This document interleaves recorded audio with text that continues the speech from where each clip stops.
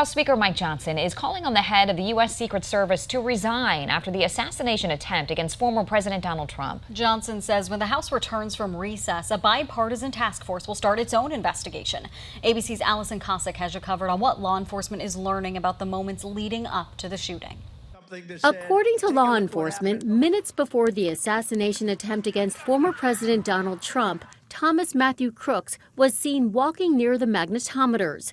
Someone in law enforcement started to approach him, but the alleged shooter backed up, fading into the crowd, getting to the roof of a building 400 feet from the rally by climbing on top of an air conditioning unit. Investigators also learning Crooks meticulously designed several suspicious devices found in his vehicle and residence. A remote transmitter found in his pocket may have been intended to set those off. The odd man out here is the explosives.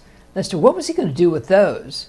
Law enforcement telling ABC News he left his tactical vest in his vehicle, raising questions about whether he intended to survive or if he was on a suicide mission. He had also asked his employer if he could take Saturday off, maybe returning Sunday. He's going down! Questions from lawmakers and authorities continuing about the security lapse, since law enforcement officers were stationed inside the same building where Crooks was. There was local police in that building.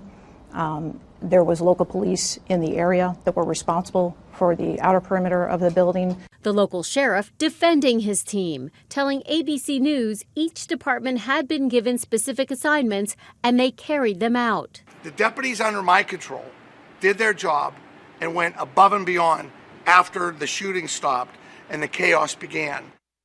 The Secret Service in recent weeks had increased Donald Trump's security detail due to intelligence indicating there was an Iranian threat to assassinate the former president. But officials say there's no indication of a link between the Iran threats and the assassination attempt.